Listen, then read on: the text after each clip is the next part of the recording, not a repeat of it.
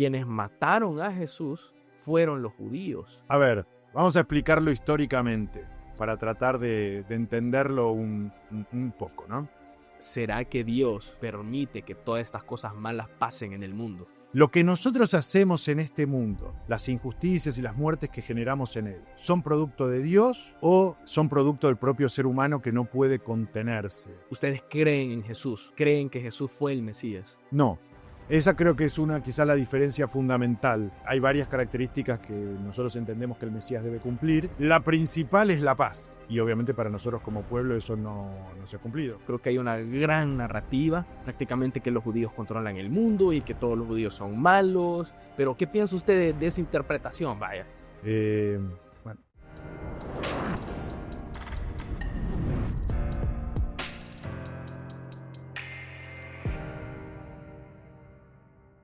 Este proyecto es gracias a Alieduco, una fundación que se enfoca en esparcir la palabra de Dios, más en estos tiempos que hay tanta ignorancia espiritual o a las personas ni siquiera les interesa saber sobre Dios. Así que si ustedes quisieran apoyar este proyecto, pueden entrar a www.alieduco.org/proyecto Edén y allí nos estarían apoyando directamente a nosotros. Además, si están en Estados Unidos, todas sus donaciones son deducibles de impuestos. Pero gracias a Alieduco por apoyar este proyecto. Estamos en otro episodio del podcast de Proyecto Edén y el invitado de hoy es el líder de la comunidad israelita en El Salvador, una comunidad que lleva más de 80 años de existir. Aparte de eso, él es rabino dentro de la misma organización y él es argentino. Su nombre es Rabí Juan Pablo Osandón. Así que espero que les guste este episodio y los veo ahí. Bienvenido. Gracias, Diego. Gracias por la invitación y por compartir este espacio para escucharnos, para conversar. Espero que sea provechoso para todos los que te siguen. Sí, no, y estábamos diciendo pues de que realmente aquí, por lo menos en El Salvador, o sea, espacio donde se hable de temas espirituales, o sea, yo creo que no existe, pues. O sea, un espacio así, yo digo que no existe. Se ve poco. Si existe, la verdad es que no se nota mucho. Sí, un espacio de diálogo, porque yo creo que sí hay creadores, o sea, o gente que sube contenido en TikTok o en redes. Usted personalmente, usted sube en TikTok también, pero un espacio de diálogo creo que no lo he visto, aquí en El Salvador, por lo menos. Sí. Y yo creo que eso es importante porque decíamos que a veces las personas, o sea, como que no tienen ese interés espiritual, o sea, como que no quieren saber nada de Dios, tal vez no tienen ese interés o tal vez lo desarrollan más adelante en la vida. Y tal vez espacios como este creo que pueden incentivar a gente o causarle un poco de curiosidad en ciertos temas. Y más ustedes que son una comunidad israelita, yo creo que la gente ni siquiera había escuchado de eso aquí en El Salvador, pues. Sí, es verdad que nuestra comunidad es bastante pequeña. Mucha gente ni siquiera sabe que hay judíos en el país. Y a pesar de que, como vos bien dijiste, la comunidad ya tiene más de 80 años en el país y además hay judíos aquí en El Salvador desde finales del siglo XIX. Entonces, estamos hablando de más de 100 años de presencia judía en el país. Y es verdad que El Salvador es un país en su gran mayoría católico cristiano, su amplísima mayoría, y todas las religiones venimos atrás en un porcentaje mucho menor.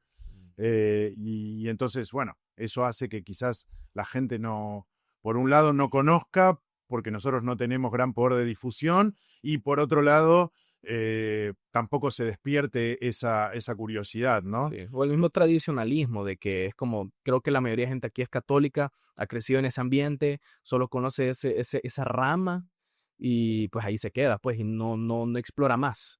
Sí, Puede ser que sea un poco por ahí. sí, y vaya, para que la gente entienda, o sea, ¿qué es el judaísmo? O sea, porque puede ser que haya gente de que diga hasta que, o sea, que es algo completamente a lo que describe la Biblia o ¿qué es el judaísmo? Es una muy buena pregunta que tiene varias respuestas. Yo, en general, cuando me preguntan qué es el judaísmo, para generar así un primer shock en mi respuesta, digo que el judaísmo no es una religión, ¿no? Esa respuesta obviamente es parcial y tiene un intento de llegada fuerte, pero la respuesta completa sería que el judaísmo no es solamente una religión. Hay muchas formas de definir el judaísmo. A mí la que más me gusta, con la que más me siento cómodo, es la del rabino Mordejai Kaplan, un rabino del siglo XX, que escribió un libro que se llama Judaísmo como civilización, en donde define al judaísmo como una civilización religiosa en evolución. Ok. ¿Sí? Para tratar de explicar un poco esto, el término civilización es un poco difícil, quizás en nuestro mundo occidental, con naciones, ¿no? Eh, a mí me gusta ejemplificarlo con algo que todos conocemos de la escuela primaria, que son las naciones originarias de América, ¿no? Los pueblos originarios, que eran civilizaciones, la civilización maya, aztecas, incas, ¿no? Que esas que a todos nos enseñaron en la escuela, que eran civilizaciones que atravesaban fronteras, que estaban formados por distintos territorios, en donde cada uno de los miembros de esa civilización tenían algunas raíces en común y después tenían características diferentes de acuerdo a la zona geográfica en la que vivían. Y en el judaísmo pasa un poco lo mismo, digamos, lo que nos ha pasado a los judíos a lo largo de nuestra historia, especialmente de los últimos 2000 años, en donde el pueblo judío vivió en su gran mayoría dispersado por el mundo, es que justamente hemos ido tomando cada uno características de los lugares en los que nos ha tocado vivir. Sí. Entonces somos una nación en su conjunto como civilización. La nacionalidad es una característica de la civilización, pero además todos tenemos pequeñas microdiferencias, podríamos decirlo, de acuerdo a lo que a cada uno le ha tocado en los distintos lugares en los que ha vivido, cómo ha migrado a distintos lugares, las costumbres de los lugares en donde hemos migrado, ¿no? Todo eso forma un abanico muy diverso de componentes. Sí, y será de que más allá de todo eso, por eso, porque la gente puede decir, entonces el judaísmo es una religión tal cual como otra de las que existen, ¿vale? Pero tal vez será más como un estilo de vida, una forma de vivir. Es una forma de vida que tiene un costado religioso Ujú. dentro de toda la forma de vida. Es un poco quizás distinto al catolicismo, al cristianismo, en donde quizás, me voy a aventurar un poco a opinar de otras religiones, pero quizás la religión es algo más de la vida privada, de la vida personal de las personas, y solo se desarrolla en ciertos lugares de culto, ¿no? En ciertos lugares, justamente ámbitos religiosos. El judaísmo es diferente, ¿no? El judaísmo tiene un aspecto religioso, tiene un aspecto legal que implica no solamente la vida, la fe de la persona, sino que tiene en cuenta su comportamiento en lo civil, en lo social, en absoluta. Ese estilo de vida. Exactamente, te arma todo tu estilo de vida de acuerdo a un conjunto de leyes que nos rigen, Sí. ¿no? Entonces es mucho más amplio. Sí, cabal. Y digamos, una persona entonces que estudia judaísmo, por ende, es judío, ¿o no? Bueno, estudiar judaísmo creo que puede estudiar cualquiera, digamos, de un Sí. punto de vista Practicando, o académico. sea, estudiarlo, practicarlo y seguir esas leyes de la Biblia y todos esos mandatos y todas esas tradiciones que del judaísmo, o sea, te convierte en judío. Esa es la práctica religiosa. Ujú. Pero también el judaísmo tiene una característica que es bastante particular nuestra, que es que hay personas judías que no necesariamente son religiosas, ¿sí? Que el judaísmo se transmite por vientre materno, es matrilineal, ¿sí?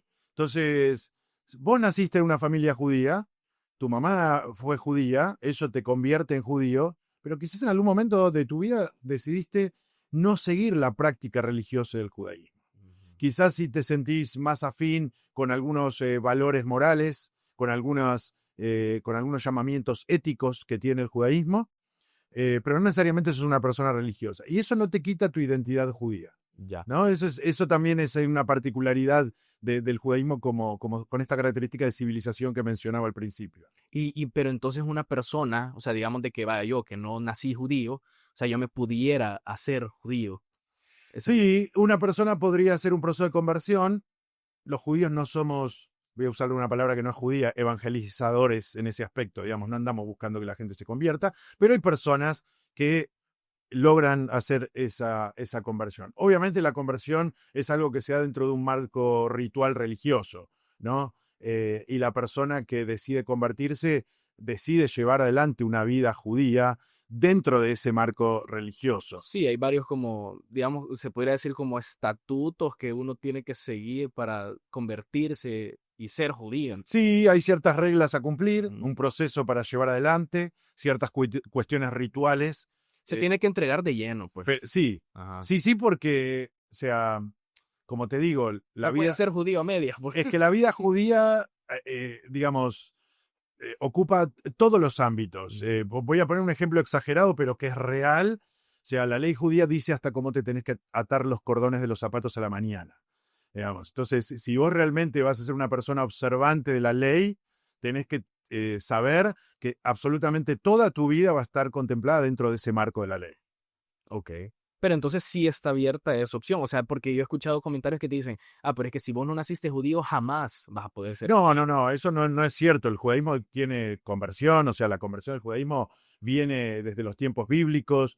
El emblema de la conversión en la Biblia es Ruth, que tiene un libro dedicado dentro del marco de lo que nosotros llamamos Tanaj, la Biblia hebrea, ¿sí? Y a lo largo de la historia ha habido infinidad de personas que se han convertido. Sí, porque Ruth Moabita. era moabita y se Exacto. convierte Sí, en... Ajá. exactamente. Y vaya, entonces, aparte, esa es otra cosa. O sea, ustedes no le dicen Antiguo Testamento, sino Ujú. que ustedes le dicen Tanakh, pero el Tanakh contiene otros, o sea, no tiene los mismos libros que el Antiguo Testamento. La mayoría sí, pero tal vez hay unos que no entran ahí que se le dicen como Los a los deuterocanónicos, sí, deuterocanónicos. Pero, con el mundo católico, ajá, porque con el mundo cristiano protestante es bastante más parecido, porque justamente la reforma de Lutero lo que hizo fue sacar los libros deuterocanónicos del Antiguo Testamento. Entonces ahí es más parecido. Hay algunas diferencias en cuanto a orden de ajá. los libros, pero sí, en ese sentido, el Antiguo Testamento de la Iglesia Católica, por lo menos de la romana, que es con el que alguna vez me he familiarizado, es un poco más amplio de lo que nosotros llamamos Tanaj, que normalmente se traduce como Biblia hebrea. Sí, pero yo creo que igual ahí están como los libros primordiales, pues, o sea, está la Torá, que son los primeros 5 libros de la Biblia, están Exacto. los profetas, están los salmos, los proverbios, los libros de sabiduría, los poemas, o sea, realmente está como el contenido de la pura esencia, vaya, o sea, que El digamos que core es el mismo, digamos, la raíz es la misma. La única diferencia quizás es, en el judaísmo hay diferentes, podríamos decir, escalas de santidad de cada uno de los libros, ¿sí? Eh, para, uso estas palabras para que la gente me entienda. Lo que vos acabas de mencionar como Torá, que normalmente se llama Pentateuco, los 5 libros de Moisés, que son los primeros libros del Antiguo Testamento católico, para nosotros tiene un estatus de santidad por encima de todo, ¿no? Es la Torá, es lo que Dios le entregó a Moisés en el monte Sinaí, digamos, la revelación nacional y lo que marca el pacto y es el vínculo de Dios con el pueblo de Israel, ¿no? Entonces, bueno, después obviamente están los libros proféticos, libros históricos, como vos decías, los libros sapienciales, de sabiduría, etc. Pero digamos, nuestra raíz legal, espiritual, nacional, está en la Torá. sí, porque igual, o sea, en el judaísmo también está todo, o sea, en el lapso del año, de un año entero, año judío, o Ujú. sea, porque, bueno, ahorita que estamos grabando ya va a terminar el año, ya va a El empezar. lunes por la noche comenzamos nuestras celebraciones y rezos del nuevo año judío. ¿Qué fecha es Ahora exactamente? estamos 18 hoy. 18 ahorita, 18, entonces. sí, porque no sé cuándo la gente va a Ajá, ver sí. esto. El 21 de septiembre, 22, perdón, por la noche, el lunes que viene, arrancamos. Que igual eso cambia porque el calendario judío no es exactamente como el civil que usamos aquí. Entonces, normalmente podríamos decir que el año nuevo judío empieza entre mitad de septiembre y mitad de octubre. Sí, que se le dice Rosh Hashanah, ¿verdad? Mm. Exactamente. Entonces, pero vaya, entonces en todo este año judío, en todo el año, ustedes leen una parashá por semana. O sea, Sí. entonces la parashá es como la lectura de la semana, La por así lectura de la decirlo. semana. Y entonces en el transcurso del año, cada semana se lee una parashá para que en todo el año termine la Torá, porque la parashá es específica en la Torá. Exactamente, exactamente. Nosotros comenzamos la lectura de la Torá en una festividad que se llama Simchat Torah, la alegría de la Torá, que normalmente cae mitad de octubre, a poquitos días de haber comenzado el año, en donde cada año comenzamos nuevamente a leer la Torá, que está dividida en 54 secciones, que se llama para allá cada una de ellas, como vos bien dijiste. Cada Shabbat, cada sábado, leemos en nuestro Beit HaKnesset, en nuestra sinagoga, ese extracto, el que le corresponde a la semana, y al cabo de un año terminamos de leerla y volvemos a empezar cada año. Y curiosamente, o sea, porque uno dice, pero ¿por qué sábado? Porque culturalmente nos han dicho de que el domingo es el día del descanso y que es el día santo, pero realmente el domingo es ese día descrito en la Biblia. Bueno, a ver, para nosotros obviamente es Shabbat, es el sábado, ¿no? Mm. En el texto original en hebreo, en la Torá, es bien clara la palabra Shabbat, digamos, como el séptimo día, el día de descanso, ¿no? Que tiene dos, podríamos decirle, está basado en dos hechos, ¿no? El primero, la creación. Dios creó el mundo en 6 días, al séptimo descansó, y nosotros tenemos ese séptimo día para descansar. Y obviamente después eso ya se concretiza con la entrega de lo que popularmente se conoce como los 10 mandamientos, ¿sí? En donde Dios dice efectivamente vas a cuidar y a descansar el día de Shabbat. Sí, incluso hay como más a profundidad, digamos, porque también está que cada 7 años, o sea, el séptimo año es como un año de descanso, ¿no? Algo así, ¿no? Bueno, eso tenía que ver con lo agrícola Ah, en la tierra de Israel. Sí, pues las leyes agrícolas se aplican solo a la tierra de Israel en su gran mayoría, pero sí, en la antigüedad hay una ley en la Torá que el séptimo año se deja descansar la tierra, eh, lo cual hoy en día, digamos, está comprobado científicamente que es algo muy productivo, digamos, dejar descansar la tierra ah, para no saturarla, y, digamos, y no chupar todos sus minerales y convertirla en tierra infértil, ¿no? Pero bueno, eso tiene más que ver con las leyes agrícolas que se cuidaban en la antigüedad. ok, pensé que era un día como así, como un gran Shabbat. No, no, no. Bueno, ojalá todos tuviéramos la posibilidad de tomarnos un año sin trabajar cada 7 años, ¿no? Es un poco difícil para la mayoría de las personas. Eh, pero sí seguimos manteniendo esa idea de ciertos valores que tienen que ver con la ecología, con el cuidado de la tierra, que se desprenden no solamente de ella, sino de muchas otras leyes eh, agrícolas que aparecen en la Torah específicamente. Pero también hay uno que se le llama el año de jubileo, ¿no? Que es como cada 50 años. El, el Ese, séptimo, el séptimo del séptimo, ajá, o sea, digamos, 7 ¿no? por 7, entonces Exactamente. llegamos a 7 por 7, 49, y el año 50 es el año del jubileo, que eso sí todavía se sigue marcando en el calendario, y de hecho, bueno, la Iglesia Católica también tiene su celebración de jubileo, es un poco diferente, según tengo entendido, pero bueno, es algo que viene de esa raíz justamente de la Torá. Sí, yo me acuerdo, yo creo, no, ahí sí corríjame, porque lo leí como que así, hace bastante lo leí, pero no tan así específico, pero decía de que realmente, o sea, hablando de los siete días de la creación. Entonces, dicen de que o sea, realmente no eran 7 días, sino que cada día eran 7 años. Entonces, por eso es que 7 por 7 7 por 7. y llegamos sí. Hay muchas interpretaciones con respecto al Creo que relato. eso, creo que eso viene del libro de jubileos, creo yo. Ajá. Bueno, nosotros ese no lo tenemos. Ah, vaya.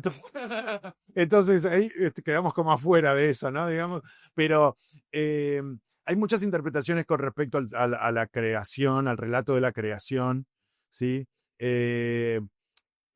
Hay muchas discusiones incluso internas dentro del judaísmo. Hay quienes lo ven desde un punto de vista literal, hay quienes lo ven desde un punto de vista metafórico, y quienes lo ven desde un punto de vista metafórico obviamente tratan de hacer una conciliación con lo que la ciencia va descubriendo respecto a cómo llegamos a este mundo que tenemos hoy, ¿no? Yo creo principalmente que lo importante es tomar las enseñanzas, ¿no? Sí. Dios es el creador del cielo y de la tierra para nosotros y por lo menos para las religiones monoteístas que ocupamos este lado del mundo.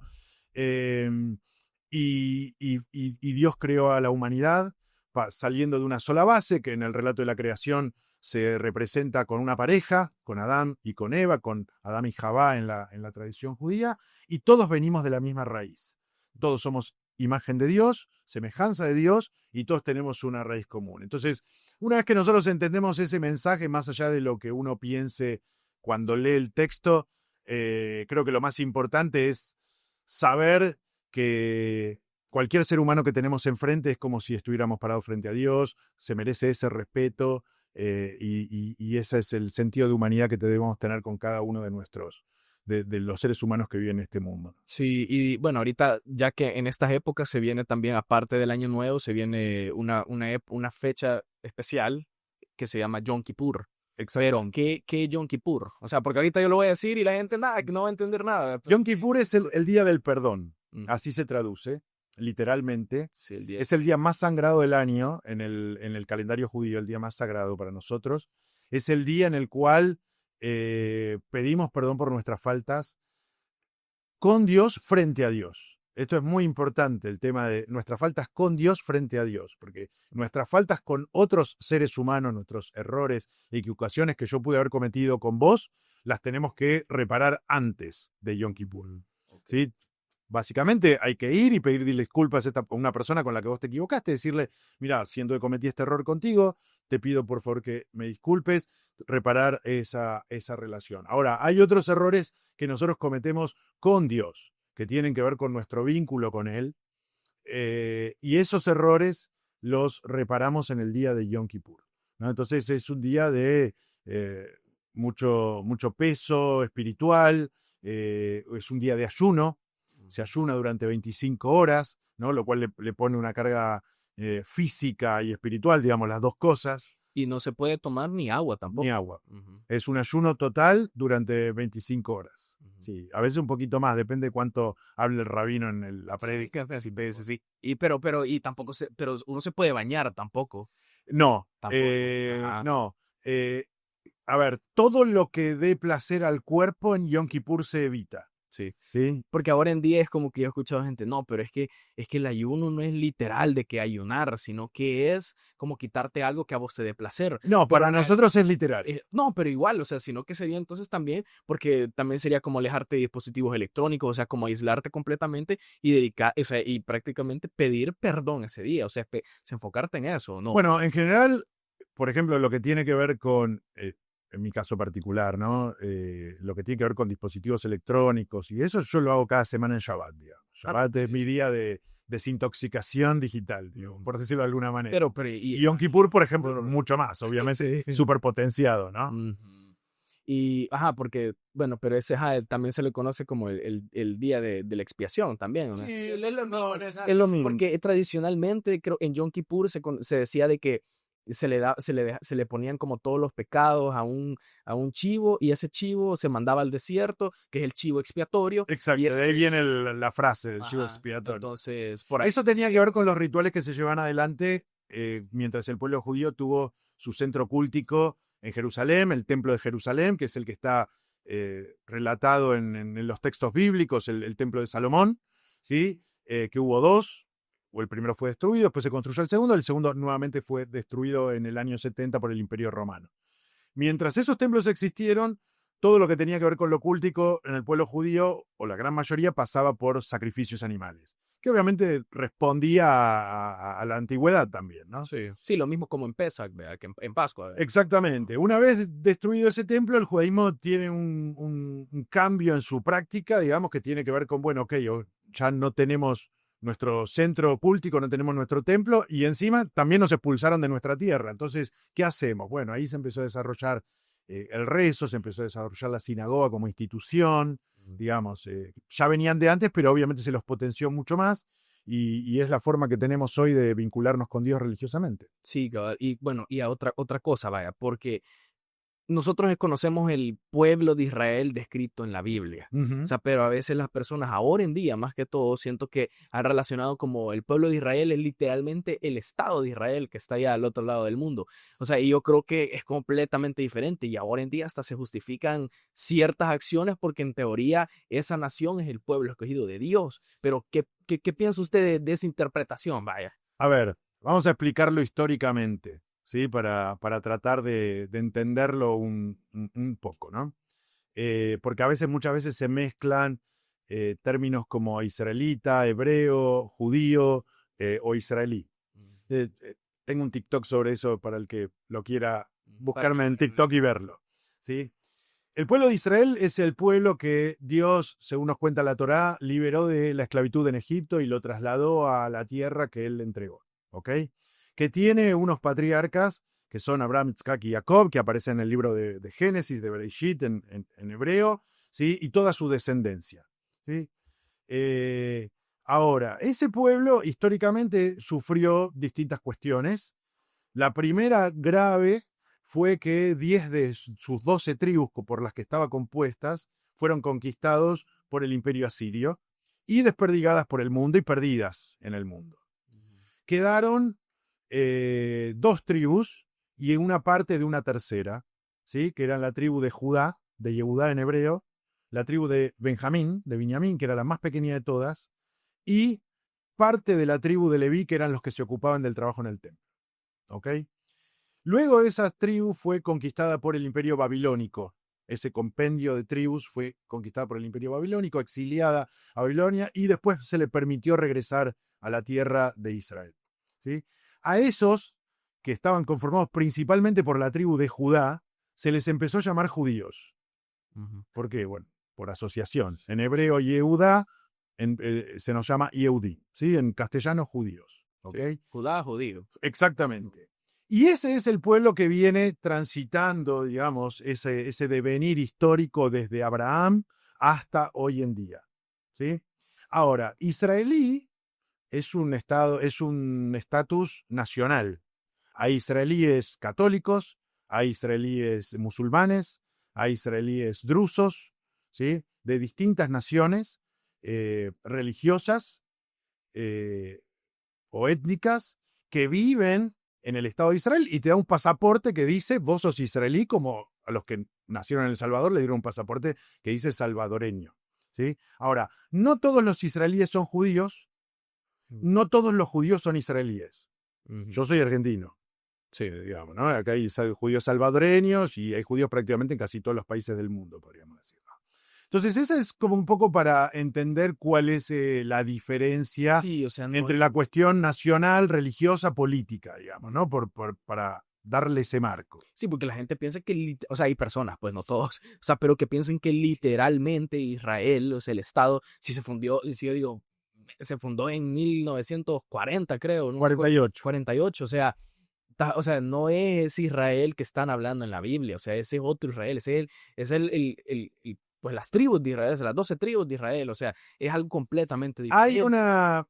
bueno, a mí me pasó, por ejemplo, cuando llegué aquí a El Salvador, digamos, cuando vivía en Buenos Aires, que la comunidad judía es mucho más grande y la gente por ahí tiene un poco más de conocimiento sobre la cuestión judía, nunca lo había percibido así, pero a mí me pasó aquí y en otros países aquí en Centroamérica, que me encontré con mucha gente que cree que los judíos solo nacemos en Israel. Mm. Y eso no es correcto. No todas las personas que nacen en Israel son judías tampoco, como dije, como dije recién. Ahora, sí es cierto que para la mayoría de los judíos hay una ligazón con la tierra, porque tiene que ver con lo religioso, que es indivisible, y hay una ligazón con el Estado de Israel como nación, porque bueno, porque es el único Estado judío del mundo, y aunque vos seas un judío que nació en otro lado, de alguna manera sentís cierta afinidad con ese Estado y un amor y una unión, porque parte de tu pueblo está viviendo ahí también, ¿no? Entonces, tiene que ver con los lugares, tiene que ver con la historia, tiene que ver con un montón de cosas. Pero sí es importante entender eso para entender también un poco la diversidad del pueblo judío en cuanto a orígenes y en cuanto a lugares en donde uno puede nacer y cómo su identidad judía se ve modificada, digamos, por el lugar en el que nació. Digamos, yo celebré la Copa del Mundo como argentino, es como cualquiera, digamos, ¿no? O sea, Sí. y soy tan fan de Messi como cualquier argentino, digamos, ¿no? Pero bueno, también soy judío. Sí, cabal. Y vaya, entonces, otra cosa, porque a veces dicen, bueno, ese es un versículo de la Biblia, pero realmente creo que viene del Nuevo Testamento, que dice, la salvación viene de los judíos, dice en un versículo, pero eso viene del Nuevo Testamento. Eso viene del Nuevo Sí, sí, Testamento. Ahí no nos ajá, puedo meter. ajá, No es mi Antiguo Testamento. jurisdicción, digamos. Pero bueno, pero en el Antiguo Testamento, al pueblo de Israel, y porque con Abraham se le dio un pacto, ¿verdad? Que iba a ser una nación que prácticamente iba a prosperar. Entonces, ese pacto, pues hasta la fecha sigue vigente. Para nosotros sí, por supuesto. Sí, y entonces si ustedes son, digamos que, o sea, los israelitas, o o los hebreos también, porque los hebreos son como los que vienen de Abraham, pues. Lo hebreo es más un término que podríamos ubicar Es que esa es otra palabra. más dentro de lo que es el marco de los patriarcas. Ah, ok. ¿Sí? Hebreo viene Israelita. de Eber, que es Abraham cruza. Eber significa el que cruza, digamos, ¿no? Y Abraham cruza de Ur Kasdim, que era el lugar al que nació, cruza toda la Mesopotamia asiática hacia lo que después va a ser la tierra de Israel, que según la Torá es la tierra que Dios le muestra y le entrega en este pacto. Sí, entonces tal vez el término hebreo es más como en eso, en los patriarcas. Es algo más bíblico, Ajá, sí. Y israelita es más como desde Jacob para allá. De las tribus, Ajá. exactamente. Entonces, bueno, entonces vaya, regresando, entonces son el pueblo escogido por Dios prácticamente. O sea, Es un término un poco complejo el del pueblo escogido. A mí, la verdad, no me gusta mucho. Ajá. Creo que ha hecho más daño que bien. Okay. No solamente para nosotros, sino para los que nos ven desde afuera. Y como que se creen superiores, por así decirlo. decirlo. Pero si yo te digo que yo soy el escogido, ¿vos qué vas a pensar de mí? O sea, este tipo de que se cree, digamos, Sí, ¿no? sí, pero... Es lo lógico, ¿no? El término de pueblo escogido por Dios no es un término hebreo, justamente. El problema de las traducciones a veces lleva a muchos malos entendidos, ¿sí?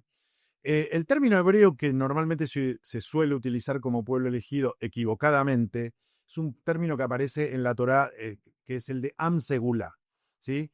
Am es pueblo y la Segulá tiene varias definiciones, pero vendría a ser algo así como un símbolo, como un signo, ¿sí? Y entonces, en ese sentido, lo que el término de Am Segulá quiere decir es que el pueblo de Israel recibió un texto, que todas las religiones monoteístas coinciden en eso, digamos, ¿no? El pueblo judío, el pueblo de Israel recibió un texto con unos valores morales, con una conducta que Dios nos pide que tengamos, y es su obligación transmitir esos valores, no para que todos sean judíos, porque como dije antes, nosotros no evangelizamos, digamos, pero sí para que todos tengan una conducta ética que esté ligada a su visión de este Dios único creador del cielo y de la tierra. Sí. Y obviamente cada tradición religiosa ha, digamos, rediseñado su visión de su vínculo con Dios de otra manera, digamos, los católicos de una manera, los musulmanes de otra. Bueno, después el mundo católico cristiano ha tenido sus divisiones y cada uno lo expresa de una manera distinta, pero digamos, todo viene de esa raíz. Y nosotros, bueno, tenemos más que el privilegio, diría yo, la carga de ser los que tenemos la obligación de mostrar esos valores al mundo. Tan mal no fue, digamos, aunque nosotros seguimos siendo minoría, son los valores que rigen prácticamente todo el mundo occidental y más allá, ¿no? Sí, yo creo que se les dio esa como responsabilidad en su momento, ¿verdad? O sea, porque se les dio directamente en su momento la Torá y era su rol, pues, esparcirla, pues, o pasarle ese conocimiento a todas las personas, pues. Al menos los valores esenciales, Sí, ¿no? sí. De la Torá, que para nosotros son, bueno, justamente que cada uno tenga un vínculo personal con ese Dios único, que tienen que ver con crear sociedades justas, ¿sí? Que tengan un sistema de justicia, no cometer ciertas cuestiones de delitos y violencia entre los seres humanos, digamos, cuestiones universales básicas que entendemos que deberían ser parte de la convivencia entre todos los seres humanos. Sí, bueno, pero es que el Antiguo Testamento, o por lo menos el Tanaj, realmente, o sea, porque nosotros tradicionalmente conocemos solo los 10 mandamientos, pero realmente en el Tanaj se encuentran creo que 316 preceptos. 613. 613, me equivoqué. 613. 613 Nosotros preceptos. desprendemos 613 preceptos de la Torá, que son la base de, bueno, de toda la ley que después nuestros rabinos han desarrollado a lo largo de los años y de los siglos, ¿no? Pero sí, esas 613 leyes son, como decirlo, el centro legal de las conductas del pueblo judío, ¿no? Sí, lo que decíamos, como toda esa forma de ese estilo de vida que uno tiene que llevar, están en esos 613 de preceptos. Pues. Exactamente. Y ahora, como pues, estaba pensando, pues todo eso de que como ahora en día hay ciertas acciones o sea, cierta toma de decisiones, literalmente políticas, porque son en teoría ese pueblo escogido, ¿verdad? Y de ahí se agarran, pues. pero yo veo, pero quitando ese lado político, o sea, a veces siento que en el mundo, o sea, pasan este tipo de cosas malas que estamos viendo ahora en día, como esta guerra, o sea, asesinatos prácticamente, o en el pasado pasaron cosas así como el Holocausto, vaya. Y, y será de que ahí donde nace la pregunta, o sea, ¿será que Dios permite que todas estas cosas malas pasen en el mundo? Es una excelente pregunta. Eh, Después del Holocausto, eh, probablemente el genocidio más atroz llevado adelante por el ser humano, el pueblo, mucha gente dentro del pueblo judío descreyó de Dios. Y la gran pregunta que daba vueltas, ¿no? Era, bueno, ¿dónde estuvo Dios durante el Holocausto? Hubo muchos filósofos que escribieron acerca del tema. eh, y la contrapregunta a eso es dónde estuvo el ser humano durante el Holocausto, ¿no? La contrapregunta religioso-filosófica para eso es ¿dónde estuvo el ser humano durante el Holocausto, digamos? Lo que nosotros hacemos en este mundo, las injusticias y las muertes que generamos en él, ¿son producto de Dios o son producto del propio ser humano que no puede contenerse, que no puede contener su violencia, que no puede contener su discriminación, su separatismo, ¿no? Necesitamos que venga Dios en cada momento de nuestra historia como si fuéramos unos niños recién nacidos a decirnos qué es lo que tenemos que hacer. Dios ya se reveló al mundo. Para nosotros, como pueblo judío, Dios se reveló en el monte Sinaí entregando la Torá, ¿no? Para los católicos, Dios se reveló a través de Jesús. Para los musulmanes, Dios se reveló con la profecía del profeta Muhammad, ¿sí? O sea, tenés para elegir, digamos, cómo Dios se reveló al mundo. Y los textos que dejó y las enseñanzas que dejó en cada uno de los textos de las tradiciones monoteístas, al menos que son dentro de las que yo me siento enmarcado. Si no somos capaces de tomar esos valores y de ponerlos en la práctica, creo que el problema es nuestro, digamos, no es de Dios. Las chances Dios ya nos las dio en bastantes oportunidades. Y es verdad, como humanidad hemos fallado muchas veces, lamentablemente seguimos fallando. Yo soy un optimista crónico y creo que el mundo siempre es mejor. Eso no quiere decir que las cosas estén bien. Quiere decir que obviamente todavía nos faltan cosas para mejorar, pero bueno, debemos seguir en ese camino, ¿no? Sí, es que porque yo estaba viendo, por ejemplo, una forma de interpretar este tipo de situaciones. O sea, de que realmente es eso, vaya, de que a veces puede ser, porque en la Biblia se conoce de que pues toda la historia del Éxodo es prácticamente como el pueblo de Israel estaba oprimido en Egipto. Y entonces ahí uno puede decir cómo Dios puede permitir que su mismo pueblo esté oprimido y sea esclavo. O sea, entonces a veces puede ser porque, o sea, nos alejamos de Dios. O sea, nos alejamos de Dios, paramos de seguir sus leyes, paramos de seguir sus enseñanzas y nos alejamos de Él. Entonces, prácticamente nos desconectamos de Él, nos desconectamos de esa luz del Creador y prácticamente abrimos espacio para que la oscuridad empiece a entrar en nuestras vidas. Entonces, eso se vio en el tiempo de Egipto, pues en Israel, y cómo ellos fueron oprimidos y Dios les tuvo que dar ese rigor para que regresaran a Él. Entonces, Bueno, Dios mismo lo manifiesta, se lo manifiesta a Abraham proféticamente, ¿no? Digamos, tu descendencia va a ser oprimida en Egipto, digamos, ¿no? Hay algo muy llamativo dentro de la tradición judía y que creo que puede aportar mucho a esta visión que vos estás trayendo. Más allá de por ahí algunas cuestiones de matices, pero que no vienen al caso. Pero a lo largo de la tradición judía, a nosotros lamentablemente nos ha tocado como pueblo vivir muchas desgracias, ¿sí? Por distintos motivos. Pero cuando vos te centrás en cada una de esas, te vas a dar cuenta que lo primero que se pregunta al pueblo judío frente a una desgracia es ¿en qué nos equivocamos? Digamos, ¿qué es lo que hicimos mal? ¿No? Por ejemplo, creo que el caso más difícil y trágico que podemos poner es la destrucción del segundo templo, ¿no? En el año 70, que hasta el Holocausto para nosotros había sido la peor tragedia de nuestra historia. ¿Sí? Y lo primero que se preguntan los rabinos es, ok, ¿qué hicimos mal? ¿Por qué nos pasó esto? ¿No? Y la respuesta de ellos fue, bueno, la verdad es que nosotros como pueblo internamente no nos estábamos llevando bien. Había odio gratuito entre hermanos, dicen los textos rabínicos, ¿no? Y a veces nos cuesta eso. Cuando nos pasa una desgracia, lo primero que ponemos el dedo hacia el otro lado, ¿quién tuvo la culpa de lo que me pasó a mí? En lugar de decir, quizás yo me pude haber equivocado. A ver, voy a revisar primero mis acciones, ¿no? Sí. Entonces, bueno, creo que la Torá en ese sentido es un texto de gran enseñanza, ¿no?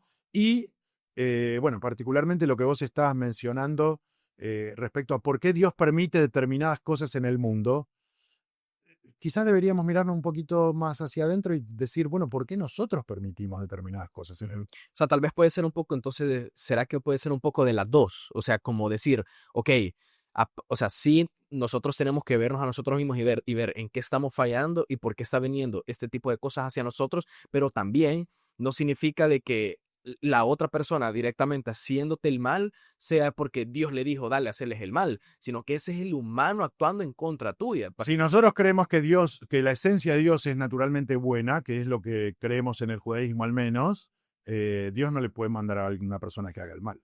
Ujú. Es, O sea, no es Dios actuando en no él. es Dios actuando en esa persona. Ujú. Pero también a veces dicen que, o sea, que Dios es riguroso también, o sea, Sí, por supuesto. y en la Biblia se ve, o sea, yo estaba leyendo hace 2 días, estaba leyendo, si no me equivoco, Levítico 26. Entonces en Levítico 26 prácticamente está diciendo como textual, como, y yo te voy a castigar, y yo te voy a hacer tal cosa, o sea, como que Dios diciendo, o sea, si vos, lo estoy parafraseando porque Sí, no me sí, acuerdo sí, textual, pero está bien. pero dice como que si vos fallas en mis mandatos, yo te voy a castigar prácticamente. Sí, lo que pasa que, a ver, nosotros tenemos que separar, y en el judaísmo esto se separa bien claramente, lo que es nuestro vínculo con Dios de lo que es nuestro vínculo con otro ser humano. ¿Sí? Nosotros, de hecho, tenemos una división. Nuestros mandatos están divididos de varias maneras, pero una forma de dividirlos es los mandatos que tienen que ver con nuestro vínculo con Dios y los mandatos que tienen que ver con cómo nos comportamos con otro ser humano. Entonces, Dios puede ser muy riguroso en nuestro vínculo con Él, ¿sí? También Dios puede ser muy misericordioso con nosotros, lo que en el hebreo se llama rahamim, digamos, nos perdona, nos permite pasar muchas cosas por alto, que errores que nosotros cometemos. Ahora, nosotros no sabemos cuál es el plan de Dios. Nadie puede conocer a Dios en su totalidad. Por lo tanto, cómo, de qué manera vienen estas cuestiones que Dios dice, va a castigar, etcétera, nadie lo puede saber. Ahora, con respecto al prójimo, ¿qué te dice Dios? Si el prójimo se equivoca, castigalo o no. Te dice, ama a tu prójimo como a ti mismo. Ujú. Versículo fundamental de la Torá que después repite Jesús, digamos, y se vuelve un mandato fundamental de la tradición católica y cristiana, ¿no? Entonces, ama a tu prójimo como a ti mismo es la ley fundamental para conducirnos entre nosotros, independientemente de lo que nosotros sintamos que Dios nos da o nos quita en nuestra vida. Entonces, ahí está, creo, un poco la respuesta, ¿no? Hacer un poquito más de hincapié en cómo nos vinculamos entre nosotros, sabiendo que tenemos fe en Dios y que todo va a estar bien con Él, pero que no podemos saber cuándo, cómo y dónde van a llegar sus decisiones. Sí, cabal, porque sí, es cierto, o sea, aparte de eso, vaya, de que sí, que puede ser que a veces o sea, uno por su tipo de acciones puede atraer ese tipo de cosas, también podemos ver ese lado de que tal vez un lado, la persona que te está oprimiendo ya es un lado de oscuridad que te está oprimiendo, pero también ese lado de que a veces Dios tiene un plan mayor y a veces Dios, y nosotros no lo logramos entender, y yo creo que eso se ve reflejado más que todo en el libro de Job. O sea, porque en el libro de Job realmente era una persona súper entregada a Dios. Sí. Y de la nada Job lo pierde todo. O sea, todo, todo. Y ahí empiezan como que a señalarlo, como, es que vos has hecho algo malo, Job. O sea, algo de haber hecho. Y le empiezan a sacar un gran listado de cosas posibles de que él había hecho, vea. Y entonces, Nunca falta el que está con el listado esperándote a que te equivoques, ¿no? sí, entonces, y no entendían por qué era. Entonces, como que Job, a pesar de que él estaba, o sea, había perdido todo, él nunca se alejó de Dios. Pero hay en una parte en el libro de Job de que él le pregunta a Dios como, ¿por qué me estás haciendo esto? Pues, y Dios no le contesta directamente, sino que como que le da una visión de lo complejo que es el mundo. O sea, y nosotros los humanos no lo podemos entender, pero lo importante al final es, de que es permanecer cerca de Dios y por eso Job viene y recupera el doble de todo lo que tenía. Pues. Bueno, es un poco también lo que le pasa a Moisés, a Moshe en el monte Sinaí, cuando le dice a Dios que le muéstrame tu gloria, ¿no? Que los rabinos interpretan como muéstrame el devenir de la historia, muéstrame todo lo que vos sos, ¿no? Y Dios le dice, mira, nadie me puede ver y vivir, digamos. ¿Por qué? Porque el mundo es tan complejo que no entra en nuestra capacidad humana limitada. Dios nos dio la bendición de el raciocinio y la inteligencia por encima de todos los demás seres vivos, ¿sí? Pero tiene un límite, que es nuestra propia esencia física, digamos, ¿no? Entonces, querer pretender entender todos los dictámenes de Dios, hasta te diría que te puede llevar a caer en el ego, digamos, ¿no? Que es probablemente de las peores de las transgresiones para mí, ¿no? Creer que vos tenés todas las respuestas y que vos tenés todas las soluciones. Sí, cabal. Y curioso de que bueno, ahora nosotros como humanos, o sea, también tenemos que ver cómo actuar en nuestro día a día, pues, y de eso estábamos diciendo, o sea, de que para convertirse en un judío uno tiene que adoptar cierto tipo de formas de vivir. Me acuerdo una historia, ni me acuerdo dónde la vi, ¿verdad? Pero contaba una historia de que era como que había un gran jardín y ese jardín estaba partido por una valla en medio. Del lado derecho estaba Dios y del lado izquierdo estaba el Satán. Entonces del lado derecho es como que, y entonces uno estaba en medio en la valla, sentado. Y viene el Satán y te empieza a decir, mira, yo te puedo dar esto, yo te puedo dar lo otro, y te empieza a prometer bastantes cosas, y yo te voy a dar cosas que Dios no te va a dar a vos. Y, y entonces y Dios no le dice nada. Solo le dice, vení conmigo y vas a tener salvación. Lo Pero que no le toca, dice, toca. pero no le dice nada. Y todavía el Satán viene y le dice, él no te puede dar lo que yo te estoy prometiendo. Entonces como que la persona entra en duda y no sabe por qué lado inclinarse. A veces quiere estar en el bien y a veces quiere estar en el mal y se queda en la valla y se queda sentado en la valla. Y dice, bueno, voy a tener un poco de Dios y voy a tener un poco del Satán porque me gusta un poco de las dos y se queda sentado en medio. Y de la nada viene el Satán y lo jala y le dice, hey, ¿por qué me estás jalando si yo no te escogí a vos? Y le dice, es que la valla me pertenece a mí.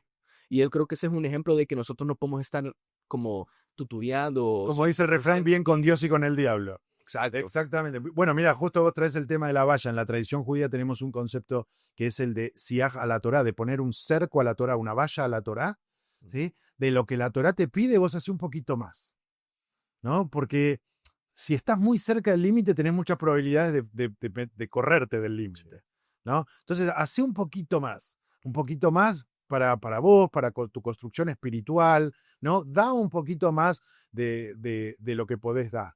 Nosotros, bueno, la figura de Satanás en el judaísmo no representa lo mismo que en el mundo católico cristiano, pero sí tenemos nuestra idea esencial de que todos los seres humanos tenemos en nuestro interior el Yetzer Tov y el Yetzer Hara, la inclinación hacia el bien y la inclinación hacia el mal, que es algo que se pone en juego dentro nuestro en cada decisión que tomamos.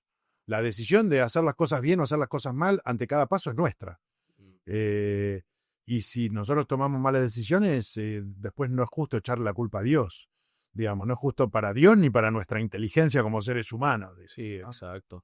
Y bueno, eso es curioso porque va, en el judaísmo no se ve, porque creo que Hollywood y esto nos ha vendido como que, bueno, incluso o sea, es Satanás, o sea, es como que lo venden como una figura o un ser o algo físico o incluso un ángel caído, pero realmente, o sea, el término el Satán, o sea, se traduce como el adversario.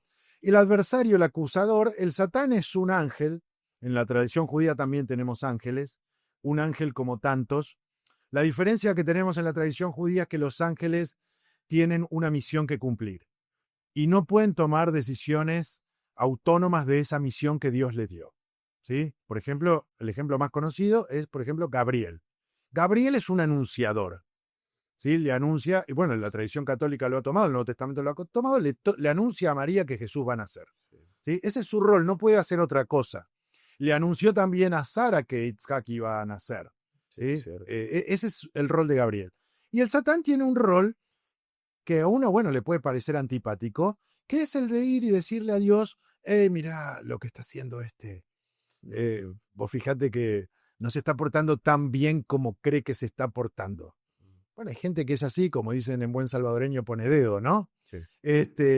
Bueno, para la tradición judía el Satán cumple ese rol. Sí. Lo mejor que uno puede hacer es tratar de llevar su vida lo más ordenada posible para que no haya nada en lo que te puedan acusar. Digamos, es una solución tan fácil y difícil a la vez, ¿no? Ujú. Sí, es cierto. Y bueno, porque hablando del libro de Job, ahí cuenta esa Es historia. que ese es el rol. ¿Qué hace el Satán con Dios? Viene y le dice, hey, mira, Job te quiere porque vos le diste casa, le diste mujer, le diste hijos. Obviamente te va a querer. Sacale y fíjate a ver qué pasa. Ujú. ¿No? Ese es el rol del Satán en la tradición judía. Pero ustedes entonces, vaya, si lo ven como un ángel caído, entonces. No. Es un ángel que cumple un rol. Ajá, un rol. En la tradición judía no puede existir el concepto de ángel caído porque para que un ángel sea caído tiene que tomar una decisión propia. Y los ángeles no toman decisiones propias, solo tienen un atributo que Dios les dio cuando los creó y solo pueden hacer eso. Sí, porque vaya, hay como un concepto, no sé si no sé si lo adopta el judaísmo, pero hablan de que hay como un congreso de ángeles, bueno, La corte celestial. La corte celestial, Sí. sería. Es un concepto más místico, pero existe Sí. también dentro de nuestra Y tradición. ahí es donde entonces nosotros podemos, y también hay como una forma de interpretar de que que hay diferentes tipos de ángeles, eso también. O sea, porque están los querubines, que están los ángeles, literal, como Hay como conocemos. Hay como ¿no? Sí, jerarquía de jerarquías. Sí, ángeles. es correcto, es Ajá, correcto. entonces, y Eso, cada tipo. eso es parte del costado más místico del judaísmo. Mm, Aparece mucho representado en el libro de Yehezkel, del profeta Ezequiel. Y bueno, obviamente después a partir de ahí se desprenden toda una serie de interpretaciones y demás cuestiones, ¿no? Pero siempre dentro del judaísmo lo que no se negocia, digamos, por decirlo de alguna manera, es que el que está por encima de todo es Dios. Y no hay ninguna fuerza ni ninguna entidad física o espiritual dentro del universo que pueda competirle, por decirlo de alguna manera, ¿no? ujú. Sí, pero existen, o sea, pero existen esos tipos de ángeles teniendo un tipo de rol y algunos pueden Sí, tener un ese rol rol. que a nosotros no nos resulta muy agradable, obviamente, como dije antes, ¿no? El del rol del acusador, pero bueno, es su rol, digamos, Sí, es ¿no? su rol, Es su cabal. característica. Ujú. Y es que porque sí, yo estaba escuchando, o sea, como, bueno, esto no, creo que sale en el libro de Enoch, pero ese ya es otro, Ese está fuera de nuestra ese está casa. súper Lo fuera. conozco, pero está fuera. Sí, está fuera. Pero en ese libro habla de toda esa historia de los ángeles caídos, ¿vea? Bueno, incluso de ahí también se agarran un poco de que en Génesis habla de los hijos de Dios que vienen y tienen relaciones con las mujeres y vienen los nefilim y todo eso, ¿vea? Entonces, El tema de los caídos es muy interesante. Acá quizás me voy a correr un poco de la teología tradicional judía, digamos, ¿no? Pero es muy interesante desde el punto de vista de lo histórico, porque el libro de Enoch, por ejemplo, es un libro que es producto del encuentro del mundo judío con el mundo griego, ok. ¿no? Y los griegos tenían esta característica de que los dioses o ciertos seres superiores podían caer en desgracia. En el Olimpo, digamos, había dioses que estaban en cierta categoría, había dioses que estaban en otra categoría, había dioses que habían perdido su categoría de deidad por errores, etcétera, ¿no? Y de alguna manera ese mix cultural entre Israel y el mundo griego genera este tipo de bibliografía escatológica que, bueno, en la tradición judía no ha quedado canonizada, pero son libros que están ahí, digamos, Sí. se pueden leer, pero no entran dentro de nuestro canon justamente porque en general fueron escritos originalmente en griego, entonces ya no, para nosotros obviamente el idioma original de esas escrituras es el hebreo, entonces ya, bueno, son libros que han quedado fuera, pero cuando uno entiende el contexto histórico-cultural de la génesis de esos libros, bueno, ahí queda un poquito bien claro, digamos, de por qué vienen y por qué dan esas respuestas, ¿no? Sí, porque creo que en el libro de Enoch aparece, ahí sí no estoy muy seguro, pero hablaba sobre eso, los ángeles caídos y todo, y específicamente hablaba de este ángel caído que se llama pues Azazel. Uh-huh. Entonces como que también es un tipo de ángel caído que vino y como que le enseñó como a crear armas en aquel tiempo a los humanos, les enseñó como magia oscura y así Todo lo que hace mal. Ajá, y así lo venden en ese libro, ¿verdad? Y en ese libro de Enoch, creo que después él viene y es expulsado y encadenado en el desierto. Y hasta la fecha se cree de que ahí está. según ese libro. Está como él y otros más. Y otros más. Otros Pero más. para nosotros quizás es, no quiero decir un poco más fácil, digamos, pero sí un poco más básico, Sí. ¿no? Y- Los seres humanos tenemos las dos cosas en nuestro interior. Mm, Y las decisiones de hacer el bien o el mal son nuestras, mm, ¿no? Y bueno, hay un relato rabínico muy lindo y también duro a la vez, que es que las balanzas del bien y del mal en el mundo están constantemente equilibradas y tu próxima decisión puede inclinarla hacia un lado o hacia el otro, sí. ¿no? Entonces, si todos tuviéramos la capacidad de ver el mundo así, cada vez que tenemos que tomar una decisión, tu decisión va a inclinar la balanza hacia el bien o hacia el mal. ¿Qué vas a hacer? Creo que la respuesta está más que clara, ¿no? Deberíamos todos tomar buenas decisiones todo el tiempo, o decisiones hacia el bien. Lamentablemente nos cuesta, digamos, ¿no? Tenemos la imperfección propia del ser humano, cometemos errores, nos equivocamos y después, bueno, tenemos que hacer cosas para repararlo. Sí. Pero Azazel aparece en la Biblia, ¿o no? En la, En el Tanakh, ¿o no? aparece en el Tanaj, obviamente también como un ángel con un rol determinado. Es que porque yo creo que de ahí se relaciona. Yo porque una vez creo que leí algo, no sé, pero que decía como que una interpretación creo que era, pero creo que era cabalística. Pero o sea, hablaba de que el chivo expiatorio se le enviaba a Azazel al desierto. Es que Azazel originalmente era un lugar. Ah, Y ya no lo mandarlo a Azazel, bueno, hoy en día en hebreo moderno, Mm, si alguien te dice que te vayas a Azazel, Ya, te está diciendo algo no muy agradable, ¿no? ok. Era un lugar como un lugar, nada, un lugar súper destruido, ¿no? Y por eso se mandaba el chivo ahí con todas las transgresiones del pueblo, etcétera, ¿no? Pero bueno, como te digo, todas esas interpretaciones son más por ahí del costado místico, ¿no? Que obviamente siempre hay, pero lo que tiene que ver con la vida práctica, se trata de tomar las decisiones correctas, digamos, no mucho más que eso. Parece fácil, no es tan fácil, por eso todavía como humanidad nos falta muchísimo para mejorar, ¿no? A pesar de que, como te dije antes, yo creo que el mundo siempre es mejor, siempre está mejor en todos los aspectos, pero bueno, Sí. todavía falta. Sí, no sabía yo que era una como ciudad en aquel tiempo, o un lugar. Ajá. Entonces yo en su momento fue como leyendo el libro de Enoch y viendo Aparece otra y vez. aparece ese nombre y en el Antiguo Testamento, en el Tanakh, aparece ese nombre y después en la Cábala aparece ese nombre. Entonces yo dije, no, hombre, entonces Todo está conectado. conectada esta onda, pues. Y aparte que también hay teorías, o sea, porque hablando de ese concepto del libro de Enoch, de que hay unos ángeles caídos, incluyendo a Azazel, como encadenados en el desierto.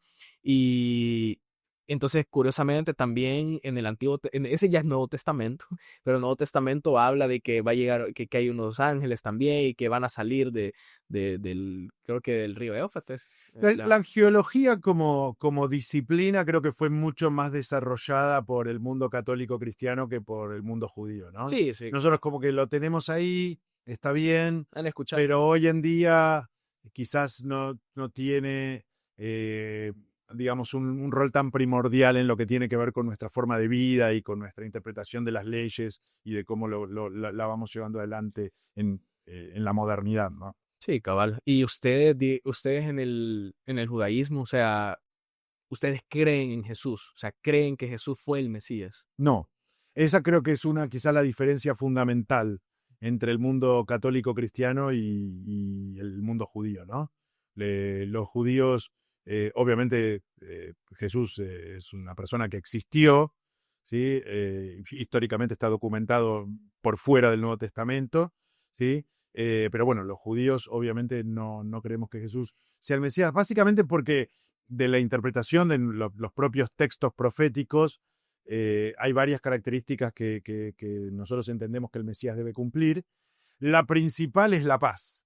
La era mesiánica es una era que va a estar signada por la paz, ¿sí? Y obviamente para nosotros como pueblo eso no se ha cumplido, especialmente para nosotros, digamos, en todo el mundo en general, pero especialmente para nosotros como pueblo, eso no se ha cumplido. Entonces, bueno, la llegada del Mesías o de la era mesiánica es algo que para nosotros todavía está pendiente, ¿no? O sea, porque hay gente que va a decir, no, hombre, pero claro que sí, o sea, Jesús sí cumple las profecías. O sea, las profecías como, y se pueden agarrar del libro de Isaías y todo eso, pues, o sea, pueden decir, no, pero Jesús cumple textualmente la profecía que estaba escrita. Bueno, lo que tienen los textos bíblicos es que su interpretación abre muchas puertas, ¿no? La teología es una ciencia social, no es una ciencia exacta, ¿no? Eh, y yo particularmente, justo antes de comenzar estábamos hablando de, de mi vínculo con el diálogo interreligioso, ¿no? Entiendo que cada religión tiene su visión y su interpretación de su teología a través de los textos que cada uno toma. En este caso, los judíos y los católicos coincidimos en algunos textos, los cuales simplemente leemos e interpretamos de una forma diferente, ¿no? Y obviamente a partir de esas interpretaciones diferentes se llega a conclusiones diferentes. Para mí lo principal y lo esencial es la creencia en un Dios único, ¿no? Creador del cielo y la tierra. Y todo el camino de diálogo interreligioso está basado en esa esencia, digamos, ¿no? De que creemos en el mismo Dios, que tiene unos valores que son universales. Y después, bueno, obviamente cada uno tiene su visión dentro de su tradición religiosa. Sí, y sí, porque va, aparte de todos esos, de los textos que es cierto, o sea, que sí pasan en el Nuevo Testamento y que pasaron, digamos, como en el Tanaj, pero como usted dice, o sea, tal vez pueden haber cosas de que Jesús le faltaron cumplir y por eso ustedes no creen en él como el Mesías. Eso es lo que nosotros entendemos, ¿no? Sí. Obviamente, algún hermano católico te va a decir, no, mira, tal cosa se cumplió así, tal cosa se cumplió para allá, y obviamente dentro de la lógica de su teología es válido, ¿no? Pero bueno, cada uno tiene su interpretación y su tradición. Algo bueno que tiene el judaísmo, entiendo yo, es que nosotros no necesitamos que todos seamos judíos para llegar a una era mesiánica, una era de paz, un fin de los tiempos o como cada tradición quiera llamarlo, ¿sí? Nosotros entendemos que las naciones, los pueblos pueden convivir en paz entre sí si todos logramos ponernos de acuerdo en estos valores éticos, morales, universales que entendemos que son la base de nuestras tradiciones. Y desde ese punto de vista creo que no hay problemas para ponernos de acuerdo en ese tipo de cosas. Y bueno, infinidad de espacios de diálogo interreligioso en los que he participado lo prueban, digamos, ¿no? Eh, Obviamente todavía falta mucho camino por recorrer. Eh, si uno mira un poquito el mundo se da cuenta que falta mucho camino por recorrer, pero las puertas están ahí, digamos, simplemente tenemos que tomar la decisión de cruzarlas. Ujú. Sí, porque digamos, yo estaba leyendo, o sea, hay un par de cosas de que se supone que Jesús, o sea, que el Mesías tiene que hacer, o sea, para realmente ser el Mesías. O sea, que uno dice restaurar el reino de Israel. De ahí dice derrotar a sus enemigos, reconstruir el templo y reunir a los dispersos. Exactamente. Entonces, Y la paz. y la paz. Es que O ese sea, es el fundamental. y será de que realmente, o sea, vaya, porque puede salir, ¿será que realmente Jesús trajo paz al mundo por medio de sus enseñanzas? Bueno, ahí entramos ya en una discusión más filosófica, ¿no? ¿De Mm. qué es paz? ¿No? Para la tradición judía, la paz no es algo individual. Vos te puedes sentir muy bien con vos mismo y está muy bien, pero el objetivo de paz es universal. No alcanza con decir, no, yo medito todas las mañanas y entonces ya salgo a la calle y todo lo que pasa a mi alrededor no me importa porque yo estoy bien conmigo mismo. Digamos, ¿no? El concepto de paz es un concepto que tiene que ser universal, por lo menos desde nuestra visión. Entonces, eso nos pone una responsabilidad extra como humanidad, digamos, para ponernos de acuerdo y lograrlo, ¿no? No simplemente con lo que cada uno siente, que es muy válido en lo personal, en lo individual, pero después hay que dar ese paso hacia lo social, digamos, hacia todo el mundo, ¿no? Bueno, yo soy un convencido de que en algún momento la humanidad lo va a lograr, simplemente tenemos que seguir trabajando. Sí, sí, porque ajá, yo he escuchado eso de que dicen que Jesús, o sea, nos trajo buenas enseñanzas. O sea, o sea, entonces si nosotros vaya, primero en tus metros cuadrados, o sea, si uno empieza poco a poco, o sea, en sus metros cuadrados, en poner en práctica todas estas enseñanzas de Jesús, por lo menos ya en su círculo cerrado hay paz. En él hay paz. Entonces, si nosotros empezamos así, en cada uno empezar a practicar todo lo que Jesús nos enseñó, eventualmente vamos a hacer como un conjunto y por ende ahí viene la paz universal. Mira, Hasta que lleguemos a ese yo no tengo ninguna duda de que los valores del mundo católico son buenos. Como tampoco tengo ninguna duda de que mis valores judíos son buenos. No necesariamente tienen que coincidir en todo. No necesariamente tienen que coincidir en todos los aspectos. ¿Sí? Simplemente poder encontrar esos puntos de equilibrio y esas cuestiones básicas en las que todos nos sentimos identificados y sabemos que eso es el bien, digamos, ¿no? Y después, bueno, obviamente cada uno vive de acuerdo a su tradición, a su teología, a su forma de ver el mundo. Quizás mi visión no es no tiene tan buen marketing en este momento de tanta polarización en el mundo, ¿no? En donde es blanco o negro, o en donde estás conmigo o estás en contra mío, ¿no? Yo prefiero seguir con la idea de que podemos llegar a la paz sin necesariamente pensar todos lo mismo. Sí, es cierto. O sea, yo creo que a veces o sea, hay tantas cosas teológicas que nos dividen, pero al final lo que importa son tus frutos, o sea, lo que uno hace. Mira, hay una frase del rabino Jonathan Sachs que le recomiendo a los que te siguen que lo googleen porque es uno de los rabinos más importantes del siglo XX. Lamentablemente falleció hace pocos años. Fue gran rabino de Inglaterra durante muchos años. Él dice, un gran maestro del diálogo interreligioso, él dice, Dios le habló al pueblo judío en hebreo, al pueblo católico en latín y al pueblo musulmán, al islam en árabe, ¿no? Cada uno recibió un mensaje, todos válidos, todos con una forma diferente de conectarse con Dios, ¿sí? Lo que nosotros tenemos que lograr, tomando estas enseñanzas del Rav Sachs, es encontrar cuáles son los valores conductuales de esas tres revelaciones y ponerlos en práctica. Y después, bueno, cada uno obviamente va a tener sus matices internos y su propia forma de llevar su práctica en su vínculo personal con Dios, ¿no? Y creo que a veces eso es un poco lo que nos falta. Queremos primero tener razón y después llevarnos bien, ¿no? Y no, creo que primero tenemos que llevarnos bien con los valores básicos que tenemos en común y después, bueno, cada uno tendrá sus razones en su foro íntimo. Sí, no, y eso, vaya, por ejemplo, una de las oraciones más importantes en el judaísmo es la Shema. Ujú. Sí, entonces, y eso mismo también nos enseña Jesús y lo vemos así, o sea, que nos dice, o sea, ustedes tienen que amar a Dios sobre todas las cosas. Y aparte te dice amar a tu prójimo como a ti mismo.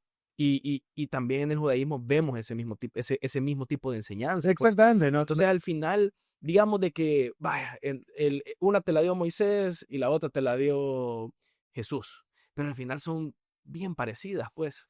Mira, cuando yo leo el Nuevo Testamento, que he tenido oportunidad de leerlos en algunas oportunidades, cuando viví en Buenos Aires participaba en un grupo de estudios judíos y cristianos que estudiábamos Torá y Nuevo Testamento a la par. Sí. No veo un mensaje diferente al mío. Ujú. En la interpretación teológica, sí, por ahí obviamente hay diferencia, digamos, en la idea de Dios puede llegar a haber alguna diferencia, siempre manteniendo la idea de que Dios es uno, ¿no? Que esa es nuestra raíz principal. Entonces, hagamos más hincapié en eso. Sí. Hagamos más hincapié en las cosas que tenemos en común. Cuando Jesús dice, ama a tu prójimo como a ti mismo, lo toma del libro de Levítico. Cuando Jesús dice, amarás a Dios con todo tu corazón, con todas tus fuerzas, lo toma del libro de Deuteronomio, ¿no? Entonces, tomemos esas cosas que tenemos en común para tratar de llegar a la paz que todos queremos, porque creo que va a ser muy difícil si todos nos ponemos en la posición de decir, yo quiero llegar a la paz, pero antes todos tienen que pensar como yo digo. Sí. va a ser un poco complicado. Sí. Sí, es cierto. Y vaya otra cosa, esto es una cosa bien, tal vez como con una perspectiva, no sé, controversial, vaya. O sea, porque dicen de que o sea, en aquellos tiempos de Jesús, o sea, quienes mataron a Jesús fueron los judíos. ¿Usted qué piensa de eso? Bueno, es un error de interpretación histórica que de hecho la propia Iglesia Católica lo ha corregido a través del Concilio Vaticano II y la Carta Nostra Aetate, que justo este año cumple 70 años, ¿sí? Eh, porque la idea de que los judíos matamos a Jesús tiene varias fallas. La primera es que los judíos no crucificamos.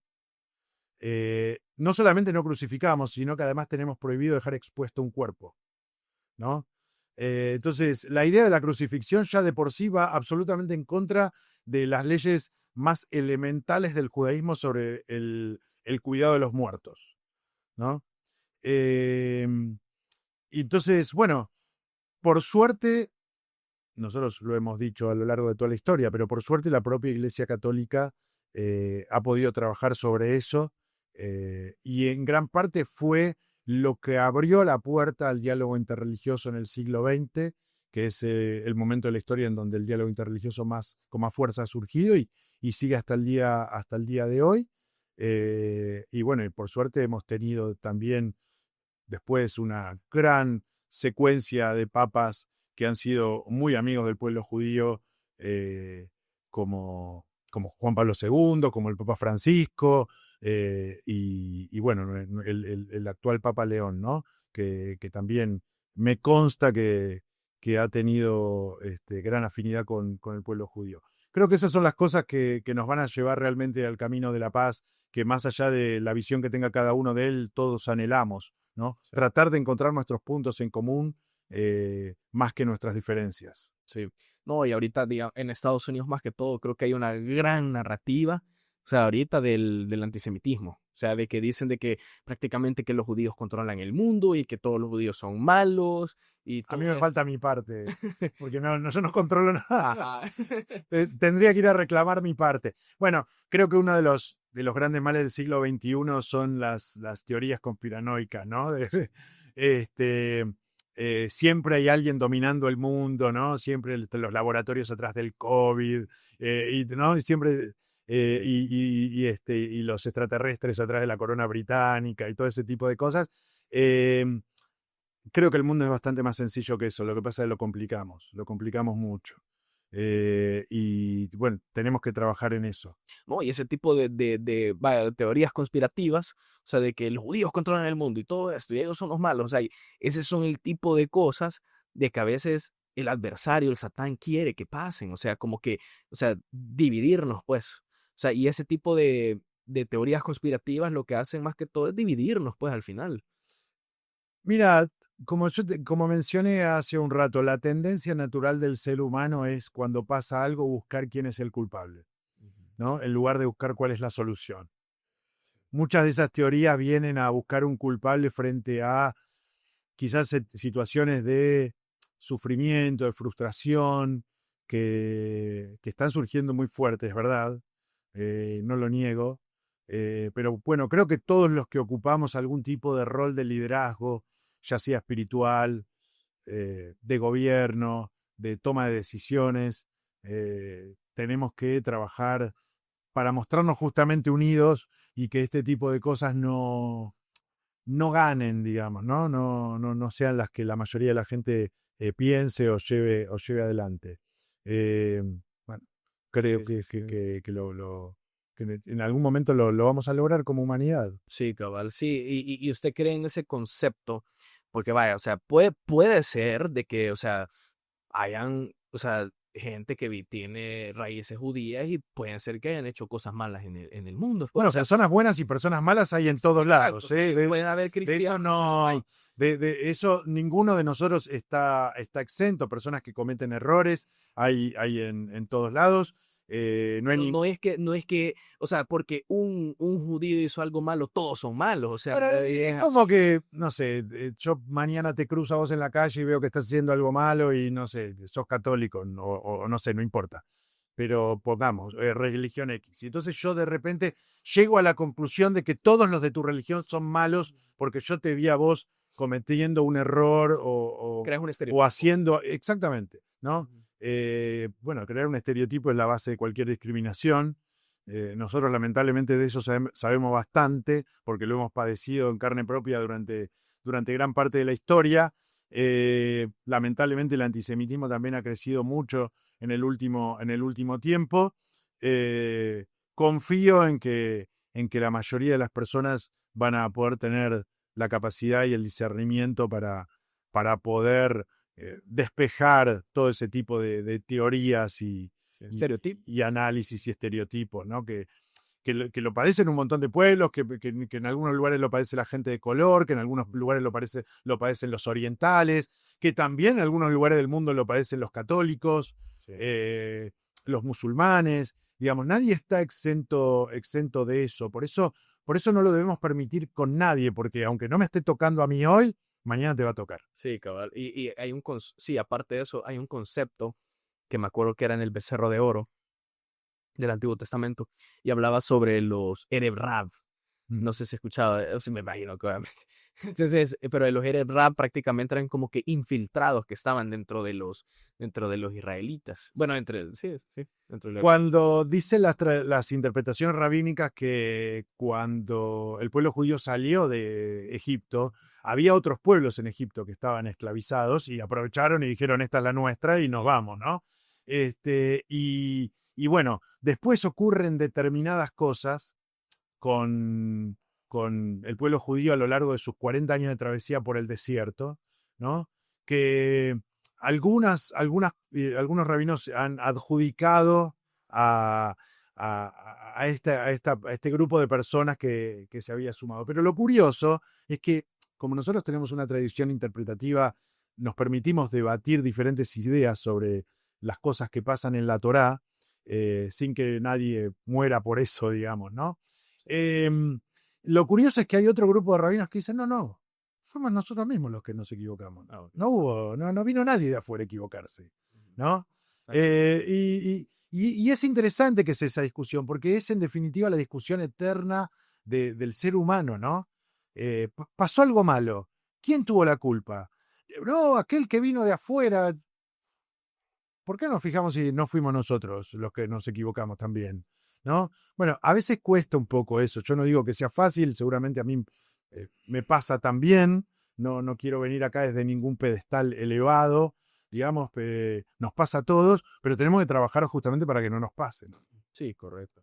¿Y usted qué piensa de la cábala? O sea, porque la cábala es conocida como una mística judía. Sí, sí, bueno, de hecho eso es la mística judía. El judaísmo tiene, podríamos, para hacerlo un poco sencillo para la gente, dos corrientes, una corriente más mística y una corriente más racionalista, ¿sí?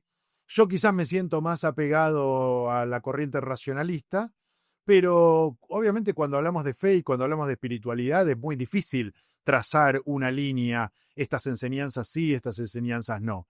Todos tenemos un mix de cosas, ¿no? La Cábala enseña cosas hermosas, muy poderosas desde lo espiritual. Yo leo un montón sobre Cábala, es parte de nuestra tradición. Por ahí no es con lo que me siento más cercano, pero sí, obviamente, me nutre mi espiritualidad judía también. Es una parte muy, muy importante de nuestra tradición y que particularmente en el último tiempo parece haberse puesto cierta moda, ¿no? Como algunos artistas de Hollywood, Sí. cantantes, Madonna, creo que ha sido por ahí de las más renombradas, se han inclinado hacia la cábala como forma de práctica espiritual. Eh, en tanto y en cuanto pueda aportar algo al mundo, bienvenido sea. Sí, cabal. Pero entonces no lo ve como que esté incorrecta o esté mal. No, para nada. Esto es una característica también que tiene el judaísmo, ¿no? Como yo te mencionaba antes. Los judíos nos podemos permitir tener dos ideas diferentes sobre lo mismo y todos convivir dentro del marco del judaísmo, ¿no? En ese sentido, somos mucho menos dogmáticos o casi nada dogmáticos, te diría, y convivimos con eso y es parte de nuestra tradición y nadie le va a, digamos, a quitar el estatus de judeidad al otro porque piense diferente. Sí, cabal. Sí, sí, porque ajá, ya había escuchado de que habían como ciertos judíos que o sea, no estudian para nada la cábala y otros que sí la estudian, pues. Sí, Ajá, sí, y existe. es parte digamos, de la diversidad de nuestro pueblo. Sí, cabal. Y hablando de eso de, ahorita hablando un poco de eso del becerro de oro que le estaba diciendo, porque hay un mandato en la Biblia, pues, que te dice, no te harás ídolos, no adorarás ni seres de la tierra, ni del cielo, ni la tierra, no te harás imágenes, y todo eso, todo eso. Entonces, ¿usted cree de que hoy en día existe un tipo de, o sea, hay idolatría, por ejemplo, en las iglesias? Mira, el concepto de idolatría en el judaísmo en hebreo se le llama abodá zara. ¿Sí? Abodá es como un trabajo ritual, zara extraño, ¿no? Fuera del marco, ¿no? La idolatría no tiene que ver solamente con la forma de rezar o la forma de vincularse con Dios. La idolatría tiene que ver con la ética, principalmente también, ¿no? En muchos lugares de la Torá, Dios le dice al pueblo de Israel, no hagas como hacen los egipcios o no hagas como hacen los cananeos, y no se está refiriendo a los rituales, sino se está refiriendo al comportamiento ético, ¿no? Entonces, eh, eso lo quiero sumar con un principio fundamental del diálogo interreligioso, ¿sí? Que es que cada religión se explica a sí misma. Yo no puedo venir a explicar la religión del otro. Yo sé que a mucha gente esto le resulta extraño, porque hay mucha gente que quiere explicar la religión del otro. No, tal cree tal cosa. Yo prefiero que venga él y me lo diga en qué cree. Bueno, ¿qué dicen los católicos de sí mismos? Que creen en un solo Dios, ¿sí? Y entonces yo les creo, ¿ok? Entiendo que es una creencia monoteísta, que quizás tiene unas prácticas monoteístas diferentes a las mías, pero que es monoteísta. Y para mí eso es lo principal, ¿sí? Hay que tener mucho cuidado con lo que llamamos idolatría. O sea, tal vez es que, ajá, como el concepto de idolatría en sí es bien amplio. O sea, tipo, yo estaba viendo un maestro de cábala que decía, a veces hasta cuando uno se enoja, eso cuenta como idolatría, porque estás Exactamente. idolatrando tu cuerpo. Exactamente, tu Ujú, carácter, ujú, ¿no? Puede haber idolatría por el dinero, sí. puede haber idolatría por los dispositivos electrónicos, gente que no puede soltar el celular 5 minutos de su mano, ¿no? Pero al mismo tiempo también quiero decir, hay que tener mucho cuidado con las cosas a las que llamamos idolatría, especialmente nosotros los judíos, porque nosotros tenemos el mandato de erradicar la idolatría del mundo. Entonces, si nosotros llamamos idolatría a cualquier cosa, nos ponemos en un problema grave, digamos, ¿no? Porque tenemos que empezar a ver al otro como un extraño y incluso hasta puntos que por ahí no es recomendable que las personas se vean entre sí. Entonces, yo prefiero ser más abierto en ese aspecto. Como te mencionaba antes, en mi trabajo de diálogo interreligioso, voy a iglesias, he ido a mezquitas, he ido a templos evangélicos, tengo amigos entre diferentes tipos de líderes religiosos de todas las religiones, aquí en el país y en Buenos Aires también, y siempre con la idea de lo que, bueno, venimos hablando ya hace bastante en los últimos minutos, tratar de encontrar los puntos en común, Sí, cabal. ¿no? Sí, y hay una de las, ajá, como una de las cosas que la iglesia ha adoptado bastante, que es como el diezmo.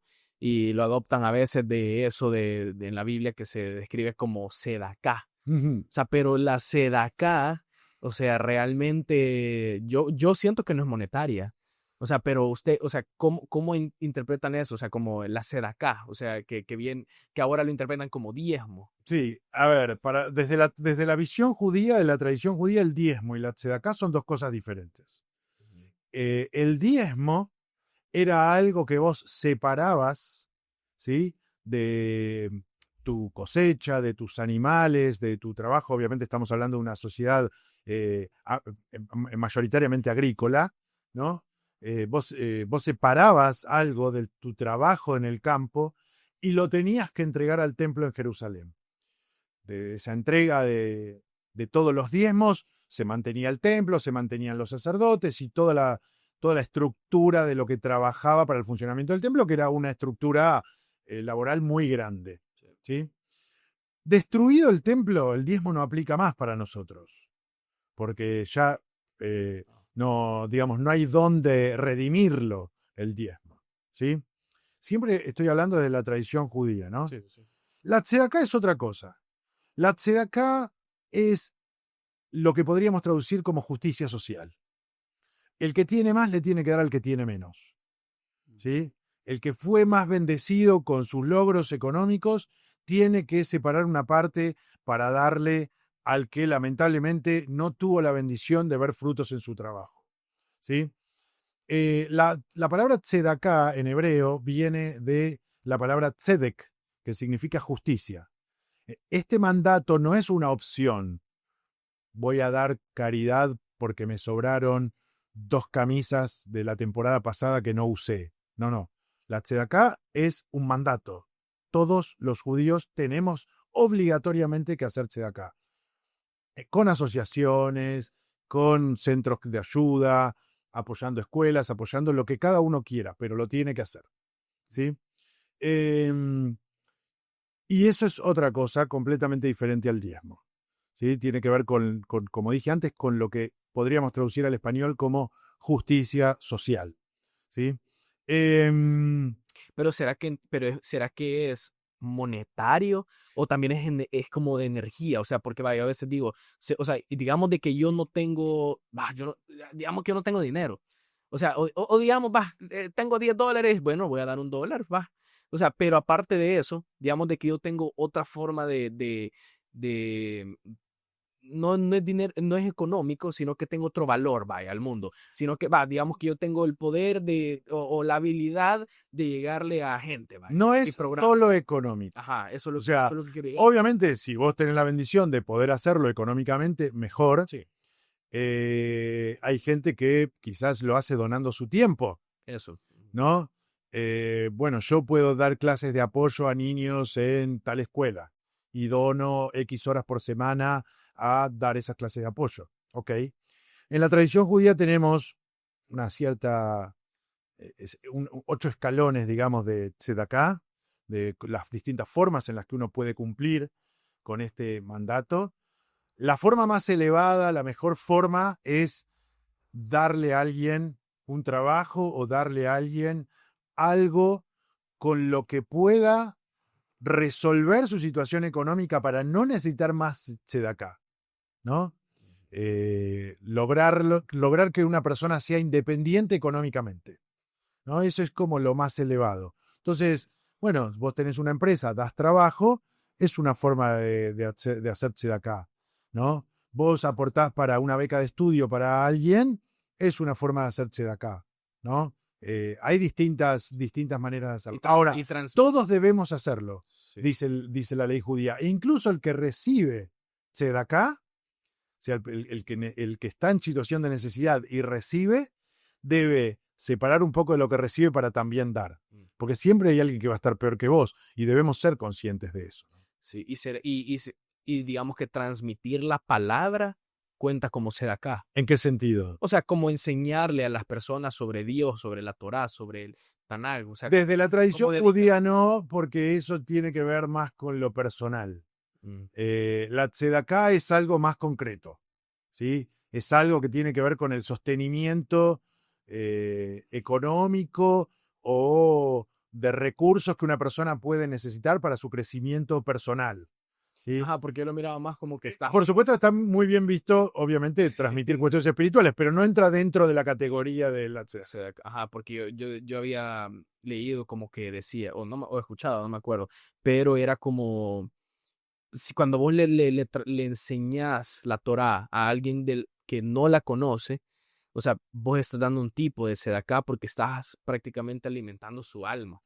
De alguna manera sí, pero en el caso concreto de la tzedaká, de estos escalones de los que yo te hablo, estamos hablando más de cuestiones que tienen que ver con el sostenimiento de la persona en su día a día, ¿no? Por supuesto que obviamente nutrir a alguien de vida espiritual está muy bien, pero obviamente eso tiene que ir acompañado, si la persona lo necesita, de algo que le dé sustento, ¿no? En su vida. Sí, ajá, sí, es como más, ajá, literal, así como monetario, ¿verdad? Sí, y a veces sí, yo creo que a veces las personas dicen, yo no, eso que yo decía, yo no tengo dinero, ¿verdad? Pero yo decía una vez, o sea, Dios no ve montos, o sea, realmente, o sea, Dios, Él no ve si vos diste 1 millón o diste $10, o sea, lo que importa es lo que vos tenés, o sea, si vos solo tenés $100, da 10. O sea, si vos tenés 1 millón, da 100,000, o sea, pero Dios no ve los montos, sino que ve la intención en sí.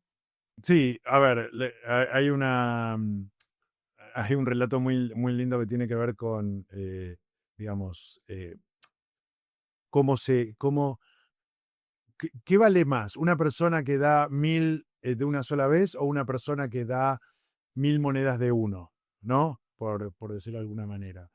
Y dicen, bueno, dice el relato, el que da 1.000 monedas de uno, porque suman más acciones, ¿no? Digamos. Entonces, lo que importa es la acción. No tenés que ser millonario para dar. Vos podés tener tu dinero, que te alcanza un poco para tu vivencia diaria, ¿sí? Y hay alguien que está peor que vos, bueno, a ese le podés dar un poco, ¿sí?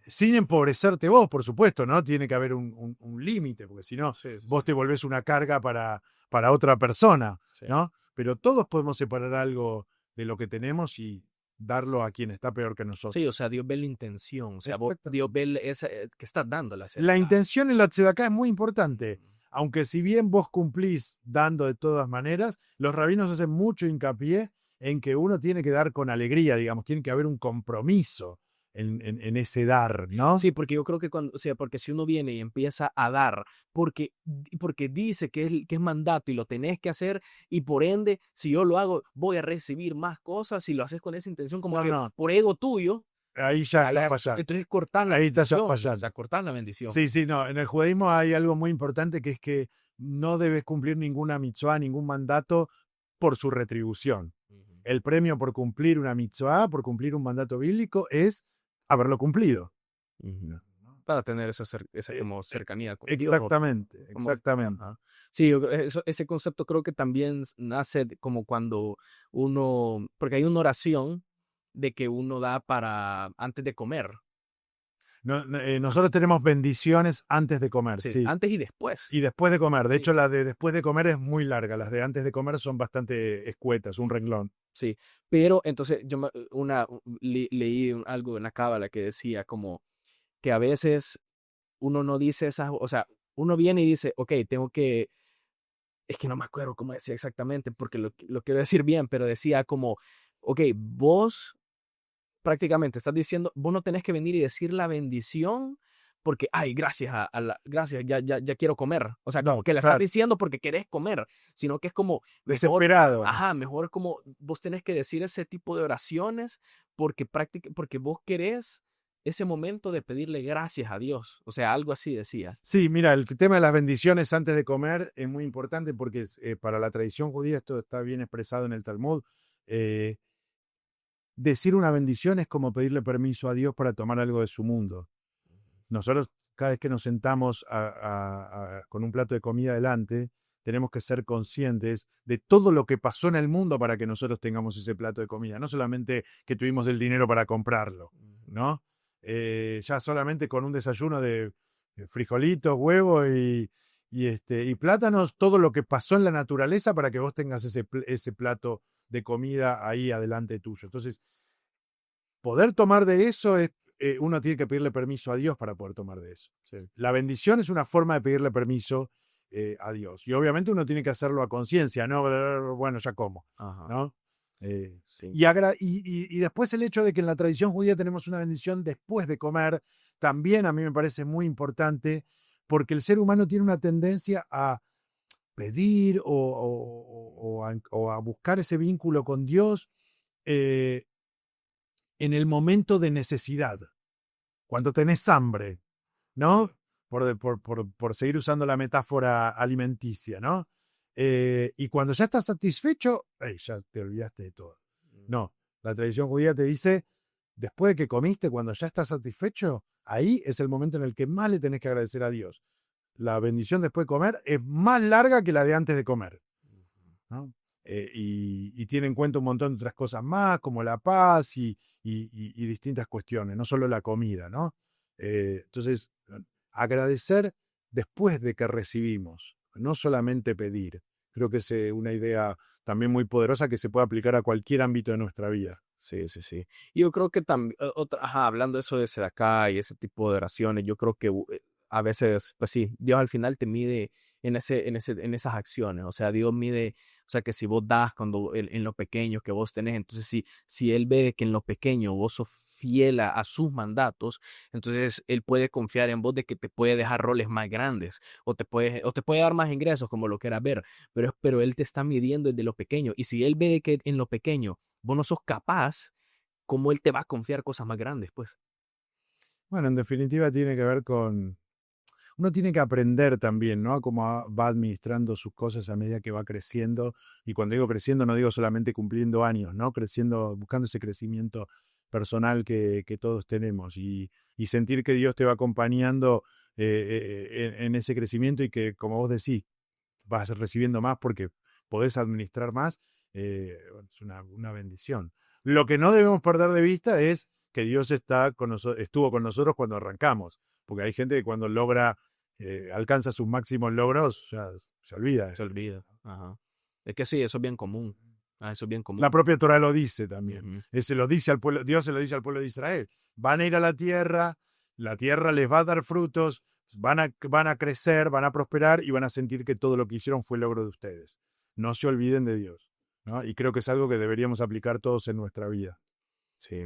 Pero bueno, este es todo el tiempo que tenemos. Te agradezco muchísimo. Espero que tus seguidores lo disfruten. Para mí fue un placer estar acá y quizás en algún otro momento se repita. No, Gracias. sí, hay que repetirlo, hay que repetirlo. ¿Y cómo lo pueden encontrar en redes? Estoy en TikTok como Juan Pablo Sandón, en Instagram también, en Facebook, en YouTube, y ahí subo mis videos, especialmente en TikTok, en donde explico cosas de judaísmo, cuento siempre un poquito de la lectura de la Torá de la semana, así que los que quieran, ahí me pueden seguir. Bueno, gracias por venir, la verdad. Gracias a ti. Bueno, y gracias a todas las personas que vieron este episodio y los veo en el próximo.